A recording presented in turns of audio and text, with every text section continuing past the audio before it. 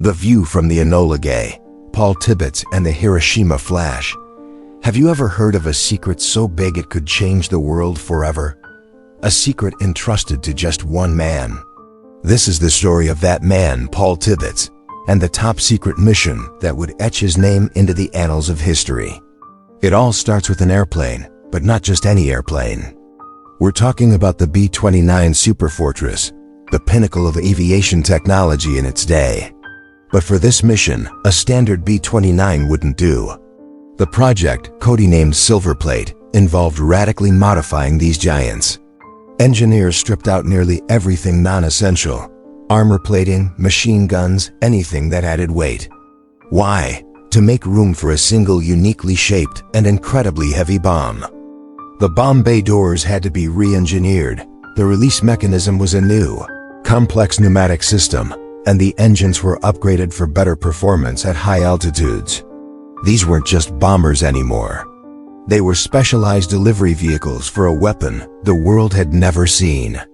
Over a dozen of these Silverplate B-29s were created, each a masterpiece of secret engineering. But a special plane needs a special crew, and a special crew needs a special leader. Enter Lieutenant Colonel Paul Tibbets. He wasn't just a pilot. He was one of the most experienced and respected bomber commanders in the Army Air Forces. His task was to form and train an entirely new unit from scratch, the 509th Composite Group.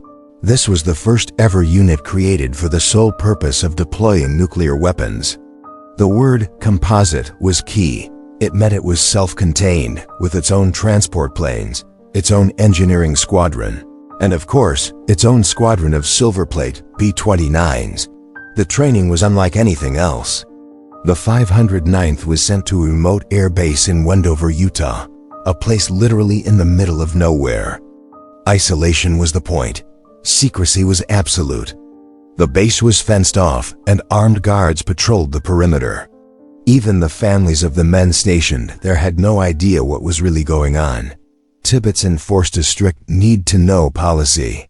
Pilots practiced dropping single heavy bombs from high altitudes, perfecting a sharp 155-degree diving turn immediately after release to escape the coming blast wave.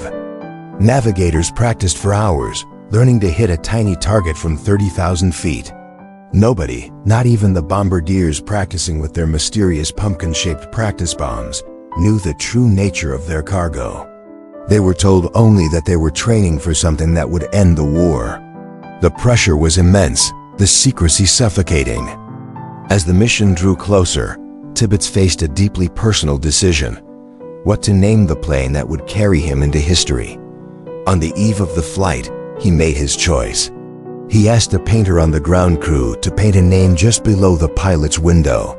The name was Enola Gay. It was a simple, heartfelt tribute to the woman who had always supported him, who had encouraged him to follow his dreams of flying when his own father had disapproved. Enola Gay Tibbets, his mother.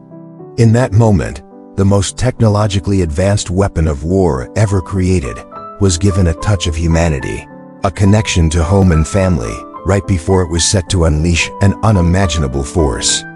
It's a strange and poignant detail in a story filled with stark, calculated decisions.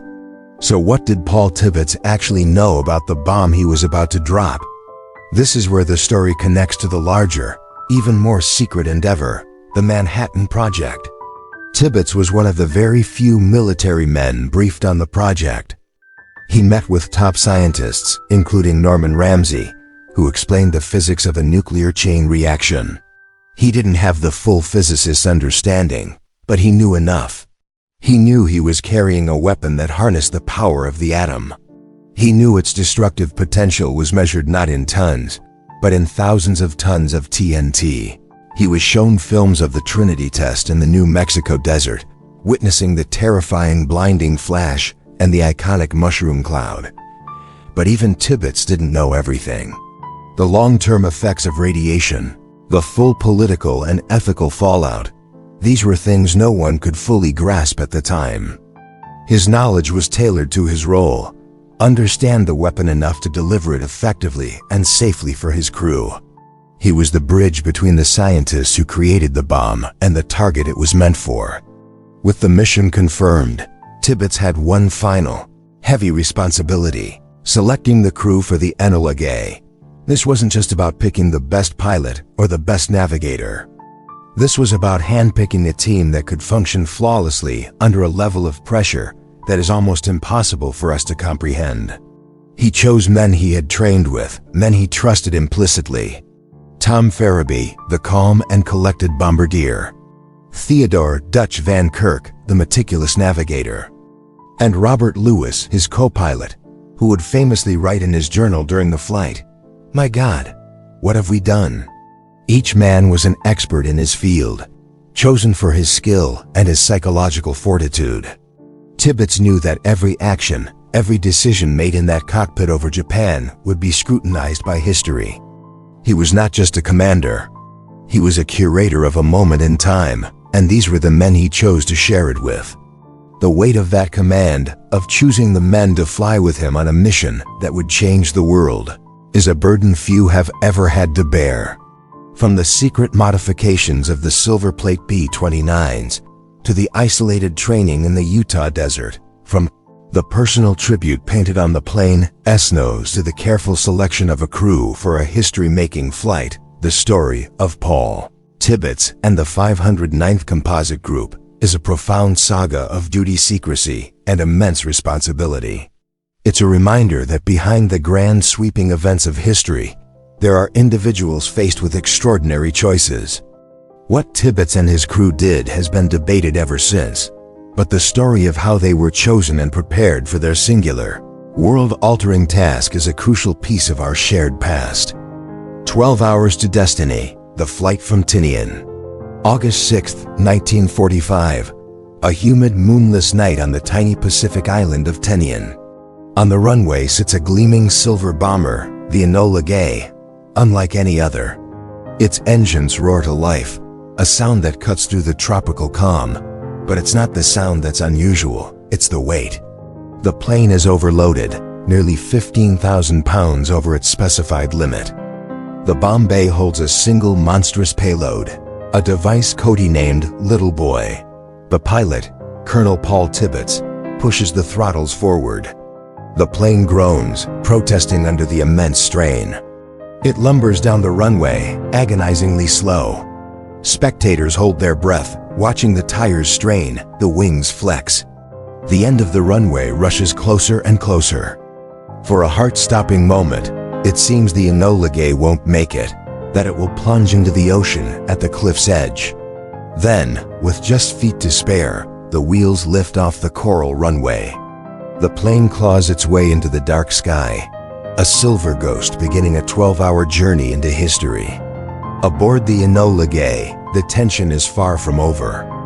The plane is climbing, but the most critical part of the mission has yet to begin inside the aircraft itself.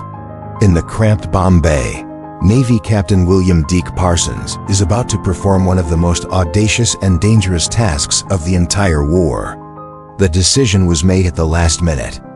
After a series of B-29 crashes during takeoff from Tinian, planners grew terrified of what would happen if an armed atomic bomb was involved in a similar accident. A crash could obliterate the entire island base, so the bomb was loaded unarmed. It was now Parsons' job to arm it by hand in midair. He squeezes into the narrow, unlit space. The air is cold, the drone of the engines a constant, vibrating roar. His only light is a small flashlight held by his assistant, Morris Jepson. Parsons' task is delicate and complex. He has to insert the explosive cordite powder charges and then connect a series of electrical plugs. A single mistake, a dropped tool, a moment of clumsiness in the turbulence, could have catastrophic consequences.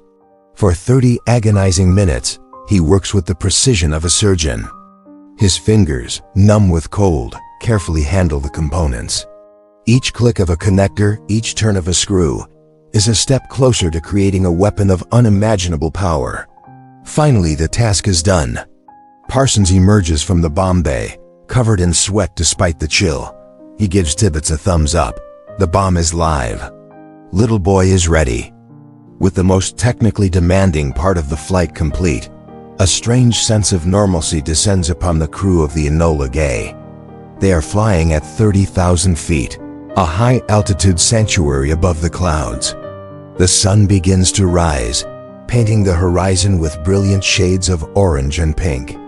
It's a beautiful, serene spectacle, a stark contrast to the purpose of their flight. Down below, the world is still at war, but up here, there's a profound, almost surreal peace. It's time for breakfast. The crew passes around sandwiches and coffee. They chat, they make small talk, just like any other long-haul flight. Navigator Theodore Dutch Van Kirk plots their course. Co-pilot Robert Lewis reads a book. It's a moment of calm before the storm, a brief respite for men who know they are about to change the world forever. This mundane act of eating a meal, thousands of feet above the Pacific, highlights the chilling dichotomy of their mission. Ordinary men tasked with an extraordinary and terrifying duty. As the morning wears on, the Enola Gay leaves the vast expanse of the Pacific behind and approaches the Japanese mainland. The crew is on high alert. They scan the skies, expecting, at any moment, the telltale black specks of Japanese fighter planes or the dark puffs of anti-aircraft fire. For months, American bombers had faced ferocious resistance over Japan. Dogfights were common, and flak was a constant, deadly threat. But today, the skies are empty. They cross the coastline without a single challenge. No fighters scramble to intercept them. No anti-aircraft guns open fire from the ground below. The radio is silent. It's an eerie, unsettling quiet. The Japanese air defense network seems completely unaware of their presence. The primary target city, Hiroshima, lies ahead, unsuspecting. This lack of resistance is both a relief and a source of confusion for the crew. Why are the skies so clear? The answer lies partly in their high altitude and partly in a strategic miscalculation by the Japanese, who had conserved their remaining aircraft for a final decisive battle against an anticipated land invasion. For the crew of the Enola Gay, it means a clear, unimpeded path to their destination. Inside the cockpit, the final moments before the drop are a flurry of focused activity. The bombardier, Major Thomas Farabee, takes control. He lies on his stomach, his eye pressed to the Norden bomb site, a marvel of mechanical calculation. Below them, the city of Hiroshima comes into view, a sprawling urban landscape nestled between rivers. The target is not a military installation, but a distinctive T-shaped bridge in the heart of the city, the Eyewitness Bridge. It's an unmistakable landmark, the perfect aiming point to ensure the bomb detonates over the city center for maximum effect. Tibbets begins the bomb run, a steady, straight, and level flight path. Farabee's voice cuts through the intercom, calm and professional, calling out adjustments. A little to the right, steady, steady. The crew dons their dark polarized goggles to protect their eyes from the impending flash. The plane is now an instrument of pure, unguided physics, hurtling toward a single point in space and time. Farabee makes his final corrections. The crosshairs of the bomb site align perfectly with the Eyewitness Bridge. His thumb hovers over the release button. The culmination of years of scientific research, industrial might, and military planning is now in the hands of this one man, looking through a piece of glass at a city that is, for a few more seconds, completely intact. The final turn is complete. Destiny awaits. At precisely 8:15 a.m. local time, Farabee presses the button. The bomb bay doors snap open, and little boy falls away from the Enola Gay, beginning its 43-second descent toward the Eyewitness Bridge and into history. My God, what have we done? The moment of impact. Have you ever wondered what it was like to be on the Enola Gay? To be one of the 12 men who carried the sun on their wings and changed the world forever. August 6, 1945. For the crew of the B-29 bomber, it was just another mission, but it would become the defining moment of the 20th century. We're piecing together their first-hand accounts to take you inside the cockpit during those fateful minutes. We'll explore what they saw, what they felt, and how they tried to make sense of the unimaginable power they had just unleashed. This is the story of the moment of impact, told through the eyes of the men who were there. The clock ticked past 8:14 a.m., local time over Japan. The crew had been flying for over 6 hours, a long, tense journey from the island of Tinian. Below them, the city of Hiroshima lay unsuspecting under a clear summer sky. The target was the Eyewitness Bridge, a distinctive T-shaped structure easily visible from 31,000 feet. At exactly 8:15 and 17 seconds, the bomb bay doors of the Enola Gay snapped open. Bombardier Thomas Farabee, peering through his Norden bomb sight, released the single 10,000-pound weapon. He called out, "Bomb away!" The plane, suddenly 5 tons lighter, lurched upwards.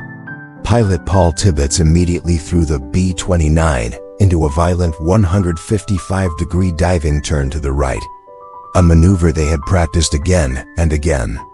They had just 43 seconds to escape the blast zone. Every single second counted. For the men on board, those 43 seconds must have felt like an eternity. Inside the cramped fuselage, the crew braced for what was coming. They had been given thick, dark welder's goggles to protect their eyes, but they had no real idea what to expect. Rear gunner Bob Caron was the only one with a direct, unimpeded view of what was happening behind them. 43 seconds after release, the bomb, nicknamed Little Boy, detonated 1,900 feet above the city. Caron described it as a peep of light, a brilliant, blinding flash that seemed to come from everywhere at once. Even with their eyes shut and covered by the goggles, the other crew members saw it. They described it as a purplish-pink flash, a searing light so intense it penetrated their eyelids. For a split second, the dark interior of the plane was lit up as if by a giant celestial camera flash. They had just witnessed the birth of a man-made star, and they were flying away from it as fast as they could. Less than a minute after the flash, the first shockwave hit them. The tail of the B-29 was violently slammed, lifting it up and throwing the crew around. Bob Caron, staring out the back, thought they were taking flak. He yelled into the intercom, "Here comes the flak!" The plane felt like it was being beaten by a giant baseball bat. Co-pilot Robert Lewis grabbed his controls, thinking they were under attack. The jolt was so severe, he later wrote, that he believed an enemy fighter had exploded right off their tail. But there were no enemy fighters. This was the primary shockwave from the bomb, a wave of pure energy traveling faster than the speed of sound, catching up to them even as they fled at over 300 miles per hour. They were more than 10 miles away from ground zero, yet the force was still powerful enough to feel like a direct impact.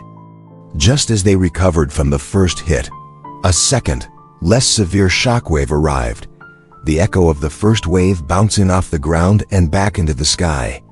It rocked the plane again. By now, the crew realized this wasn't enemy fire, it was the bomb. It was their bomb. Paul Tibbets steadied the plane and banked it around so the rest of the crew could see what they had done. What they witnessed left them speechless. Where Hiroshima had been, a monstrous churning cloud was rising into the stratosphere. Bob Caron, describing it live over the intercom, tried to find the words. He called it a mushroom, coining the term that would forever be associated with nuclear weapons. He described it as a boiling, bubbling mass of purple, gray, white, and red, a cauldron of fire filled with all the dust, debris, and life from the city below. It was climbing rapidly, a terrifying pillar of destruction, reaching tens of thousands of feet into the air, blotting out the sun. As the Enola Gay circled the pillar of smoke, the crew stared in stunned silence. The city beneath was completely gone, hidden under a thick, black shroud. The scale of the destruction was incomprehensible. It was in this moment that co-pilot Robert Lewis opened his personal flight log. He had been secretly keeping a second-by-second diary of the mission for a journalist. As he looked down at the boiling cloud, a wave of horror and awe washed over him. He scribbled down the 7 words that would become the most famous quote of the entire flight. a phrase that captured the profound gut-wrenching realization of what they had just participated in. He wrote, "My God, what have we done?" That single question hung in the air, a testament to the crew's immediate and overwhelming shock. They weren't celebrating. They were trying to process an event that defied all human experience. Let's unpack that famous quote, "My God, what have we done?" It's often interpreted as a cry of instant regret or guilt, but the reality is more complex. In the context of the war, the crew saw this as their duty. They were soldiers following orders, believing this act would save millions of lives by forcing a swift end to the conflict. Lewis's diary entry wasn't necessarily a moral judgment in that moment, but an expression of pure, unadulterated shock. It was the human brain struggling to comprehend the sheer, godlike power it had just unleashed upon the world. They were the first men to see a city destroyed in the blink of an eye, and that sight was both terrifying and awe-inspiring. Lewis himself later clarified his feelings, stating that he had no regrets about his role, believing it was necessary to end the war. But in that raw, unfiltered moment, all he could do was question the magnitude of their action. As the Enola Gay turned for the long flight back to Tinian, the mood inside the aircraft was somber. The usual post-mission chatter was replaced by a heavy silence. Each man was alone with his thoughts, replaying the images of the flash, the shockwaves, and that terrible rising cloud. They had successfully completed their mission, one that military leaders hoped would end the most destructive war in human history. Yet, they were also the first witnesses to the dawn of the atomic age, an age that would be defined by the very weapon they had just delivered. They understood, perhaps better than anyone on Earth at that moment, that warfare and indeed the world itself had been fundamentally and irrevocably altered. Their flight into history was over, but the shadow of that mushroom cloud would follow them, and all of humanity for the rest of their lives. The world they were returning to was not the same one they had left just a few hours earlier. When they landed back on Tinian, they were greeted as heroes. There were cameras, congratulations, and medals. But for the 12 men of the Enola Gay, the experience was deeply personal and far more complicated. They had seen the fire, and they had felt its fury. In the years that followed, the crew members would be asked about that day over and over again. Some, like Paul Tibbets, remained steadfastly unapologetic, firm in their belief that the bombing was a necessary evil. Others were more reflective, haunted by what they had witnessed. Robert Lewis sold the story from his logbook, forever tying his name to that haunting question. My God, what have we done? Their story serves as a powerful reminder that history is not just about dates and events, but about the human beings at its center, individuals who are often asked to carry unimaginable burden. Tibbets' perspective, duty, regret, and moral iron. Imagine you're 30,000 feet in the air, flying a mission that will change the world forever. For Paul Tibbets, the pilot of the Enola Gay, this wasn't imagination. It was his reality on August 6, 1945. When asked about the mission to drop the atomic bomb on Hiroshima, his first professional assessment was chillingly simple. It was a success. This wasn't the statement of a heartless man, but of a soldier who had been given a job to do. From his perspective, the mission was technically flawless. The plane performed, the crew executed their roles perfectly, and the bomb was delivered on target. It was the culmination of years of training and the pinnacle of his military career. This professional detachment is the first key to understanding the man behind the mission. He saw it not as an act of mass destruction, but as a complex military operation that he was tasked to complete. But how could anyone rationalize an act that resulted in such immense loss of life? For Tibbets and the decision-makers of the time, the answer lay in a grim form of utilitarian logic. The prevailing belief was that the bomb, for all its horror, was the lesser of two evils. The alternative was a full-scale invasion of Japan, codenamed Operation Downfall. Military planners estimated that such an invasion could result in millions of casualties, both American and Japanese. The war in the Pacific had been brutal. characterized by fierce resistance and a refusal to surrender. Islands like Iwo Jima and Okinawa were grim previews of what a mainland invasion would look like. In this context, the bomb was seen as a tool to shock the Japanese leadership into surrender, thereby preventing an even greater bloodbath. Tibbets firmly believed this. He argued that the bomb ultimately saved lives by ending the war swiftly. It's a controversial viewpoint, but it was the dominant military and political thinking of the era. He wasn't celebrating the destruction. He was justifying it as a necessary act to stop a global conflict that had already claimed tens of millions of lives. Perhaps the most famous and debated aspect of Paul Tibbets' story is his consistent claim that he never lost a night's sleep over Hiroshima. "I sleep like a baby," he would often say. This statement has been interpreted in many ways, as proof of his cold-hearted nature, as a defense mechanism, or as genuine conviction. Tibbets himself explained it as a matter of duty. He was a soldier following orders from his commander-in-chief. He had been trained to compartmentalize his emotions and focus on the mission. In his mind, the moral responsibility for the bomb did not lie with him, the pilot, but with the leaders who made the decision. He believed that feeling guilt would be a betrayal of his duty and his country. It was a way of saying, "I did what I was told to do to the best of my ability." This defiance of guilt became his public persona, a shield he maintained for the rest of his life. He refused to be portrayed as a tormented soul, insisting that he was proud to have played his part in ending the war. While Tibbets maintained his stoic and unapologetic stance, the psychological toll on the other crew members of the Enola Gay tells a more complex story. Not everyone found it so easy to sleep at night. The bombardier, Thomas Farabee, and the navigator, Theodore Dutch Van Kirk, largely echoed Tibbets' view, emphasizing their duty and the belief that they had saved lives.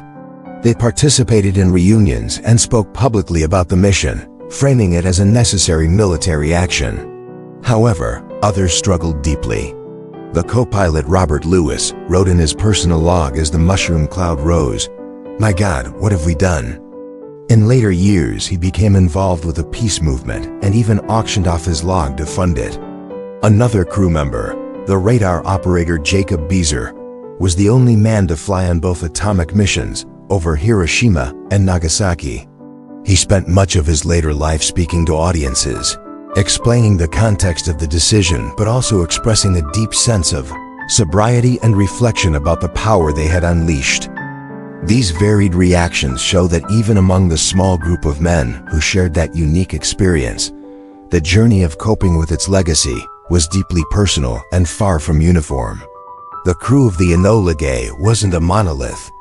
They were individuals who each had to find their own way to live with what they had done. A pivotal moment for Paul Tibbets came shortly after the mission when he had a personal meeting with President Harry S. Truman. This encounter was crucial to solidifying Tibbets' lifelong perspective. During their conversation, Truman asked Tibbets if he was being troubled by the decision. Tibbets was honest, admitting that some people were giving him a hard time. According to Tibbets, the president then told him directly, "Don't you ever lose any sleep over it. The decision was mine." Truman made it unequivocally clear that the ultimate responsibility for using the atomic bomb rested on his shoulders as the president and commander-in-chief. He reportedly told Tibbets that if anyone gave him trouble, he should send them to the White House. This was a profound moment of absolution for Tibbets. It was the highest authority in the land validating his belief that he was simply an instrument of a larger policy. This presidential backing allowed Tibbets to deflect criticism and maintain his public stance of having no regrets. Truman took the weight of the world's judgment upon himself, and in doing so, he gave Paul Tibbets the psychological freedom to live out his life, not as a man burdened by guilt, but as a soldier who had successfully completed his final and most difficult mission. The story of Paul Tibbets is a fascinating and uncomfortable case study in duty, responsibility, and the moral complexities of war. He wasn't a monster, nor was he a simple hero. He was a product of his time, a highly skilled pilot who was placed in an unimaginable position. His unwavering public stance, his belief in the utilitarian argument, and the presidential absolution he received all combined to create the man the world came to know. He insisted on a simple narrative. He was a soldier who did his job to end a terrible war. But as we've seen, the stories of his crewmates and the sheer scale of the event itself reveal a much more nuanced and challenging picture. By examining his perspective, we aren't necessarily agreeing with it, but we are gaining a deeper understanding of one of the most pivotal moments in human history and the man who was at its center. The atomic legacy, a world forever changed. At 8:15 a.m. on August 6, 1945, the world entered a new, terrifying age. Over the Japanese city of Hiroshima, an American B-29 bomber named the Enola Gay released a single weapon. The crew, led by pilot Paul Tibbets, watched as a city of over 300,000 people was engulfed in a blinding flash of light and a mushroom cloud that climbed miles into the sky. The bomb, nicknamed Little Boy, was the first atomic weapon ever used in warfare. Within seconds, tens of thousands of lives were extinguished. Buildings were flattened, and a firestorm raged through the city's remains. 3 days later, a second bomb, Fat Man, was dropped on Nagasaki. On August 15th, Emperor Hirohito announced Japan's surrender, effectively ending World War II. Back in the United States, President Harry Truman addressed the nation. He announced the use of a new weapon, one that harnessed the basic power of the universe. The news spread like wildfire across the globe. For many, it was a moment of celebration, a sign that the long and brutal war was finally over. Soldiers would be coming home. But for others, it was a moment of profound dread. Scientists who had worked on the Manhattan Project, the top-secret program that developed the bomb, were horrified by its destructive power. They understood that humanity now possessed the means for its own annihilation. The initial reports from Hiroshima were sketchy, but as the days turned into weeks, the true horror began to emerge. Photographs and eyewitness accounts painted a grim picture of unimaginable suffering, of survivors with horrific burns, and of a city turned to radioactive ash. The world had been changed forever, and the debate over what had just happened was only beginning. Was the bombing of Hiroshima and Nagasaki necessary? This is the question that has echoed through the decades since 1945, a moral and strategic debate that remains as divisive today as it was then. For President Truman and his administration, the answer was a clear yes. They argued that an invasion of the Japanese mainland, codenamed Operation Downfall, would have resulted in catastrophic casualties on both sides. Military planners estimated that an invasion could cost up to 1 million American lives, and many more Japanese lives, both military and civilian. Japan's military leadership had shown a fierce determination to fight to the last person, arming civilians with bamboo spears to repel an invasion. From this perspective, the atomic bombs, as terrible as they were seen as the lesser of two evils. They were a tool to force a swift surrender and save lives in the long run. Truman himself never publicly expressed regret, stating that he did not have a bit of trouble sleeping over the decision. But there was a powerful counter-argument. Critics, including some high-ranking military officials at the time, like General Dwight D. Eisenhower, believed Japan was already on the verge of collapse. The relentless conventional bombing of its cities and the naval blockade had crippled its ability to wage war. Furthermore, the Soviet Union had just declared war on Japan, which many historians argue was the final blow that convinced the Japanese leadership to surrender. These critics suggest the bombs were used for reasons beyond simply ending the war. Was it a message to the Soviet Union, a first shot in the looming Cold War, demonstrating America's new unparalleled power? Was it to justify the immense cost of the Manhattan Project? Or was it, as some have chillingly suggested, a live experiment to see what these new weapons could do? The debate is not just about history, it's about ethics. Can the deliberate targeting of civilians ever be justified, even in total war? The voices from Hiroshima and Nagasaki, the hibakusha, or survivors, have consistently argued that it cannot. Their stories of suffering challenge the cold logic of military necessity, forcing us to confront the human cost of the decision. The question remains unresolved, a permanent scar on the conscience of the 20th century. In the center of this historical firestorm stands one man, Paul Tibbets, the pilot of the Enola Gay. For the rest of his life, he was inextricably linked to the atomic bomb. So how did history and Tibbets himself view his role? Was he a hero who ended the war, or something far more complicated? For millions of Americans, especially in the immediate aftermath of the war, Tibbets was a national hero. He was the calm, competent pilot who had executed a difficult and dangerous mission flawlessly, helping to bring their sons, brothers, and fathers home. He was awarded the Distinguished Service Cross and became a symbol of American technological and military might. Tibbets himself always maintained that he was simply following orders and doing his duty as a soldier. He insisted he had no regrets and would do it again under the same circumstances. He saw the bombing not as a moral dilemma, but as a military necessity. He famously said, "I'm not proud that I killed 80,000 people, but I'm proud that I was able to start with nothing, plan it, and have it work as perfectly as it did." However, this straightforward view is not shared by everyone.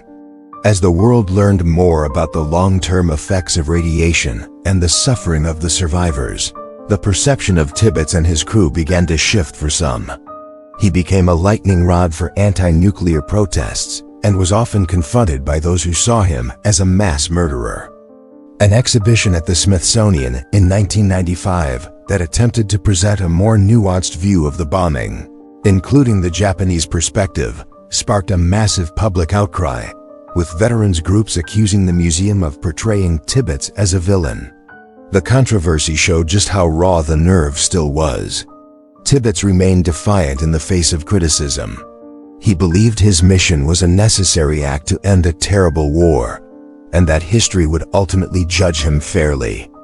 To avoid his grave becoming a site for protests or veneration, he requested to be cremated and have his ashes scattered over the English Channel.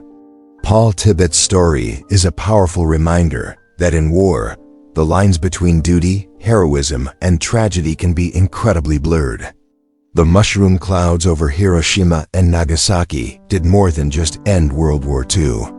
They cast a long dark shadow that would define the second half of the 20th century.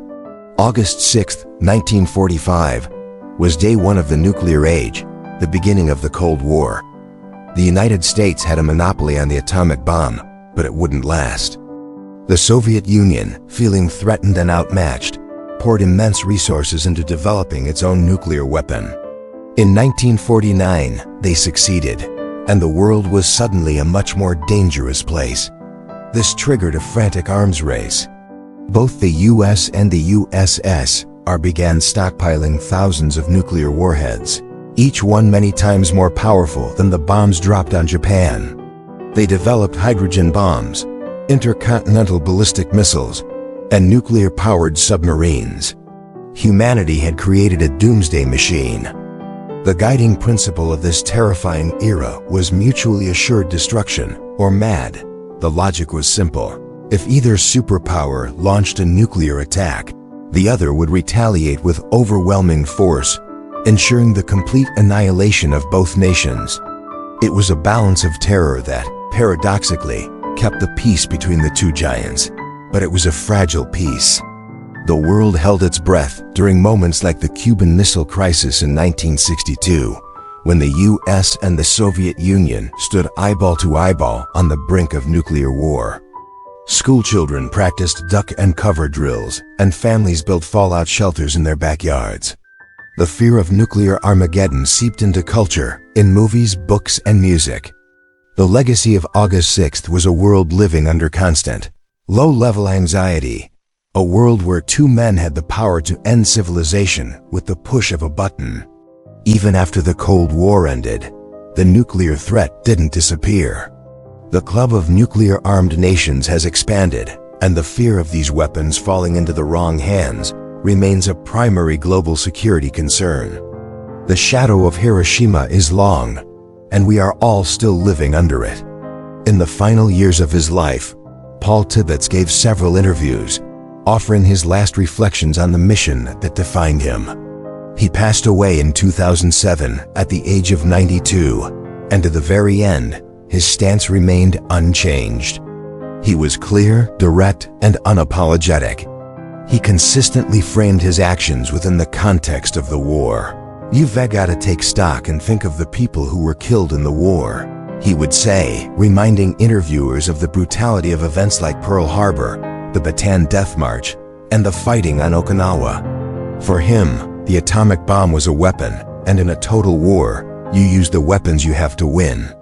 When asked if he ever had a sleepless night over Hiroshima, his famous answer was always a firm no. He explained that his job was to fly the plane and deliver the bomb, and he separated that duty from the consequences on the ground. He believed that was the only way a soldier could function. Tibbets expressed frustration with how the story of the Enola Gay was being told decades later. He felt that historical revisionists were judging the actions of 1945 by the standards of a peaceful, modern world without understanding the desperate context of the time. He wanted to be remembered as a good soldier who did his job effectively and helped end the deadliest conflict in human history. His final words serve as a stark and uncompromising perspective from the man at the very center of the atomic age, as birth. His testimony forces us to grapple with the difficult realities of war and the choices people are forced to make within it. Whether you see him as a hero, a villain, or simply a man doing his duty, his story is a crucial part of the atomic legacy, a legacy that continues to shape our world today. Thanks for watching. If you found this exploration of history compelling, don't forget to like, subscribe, and hit the bell icon for more deep dives into the events that changed our world.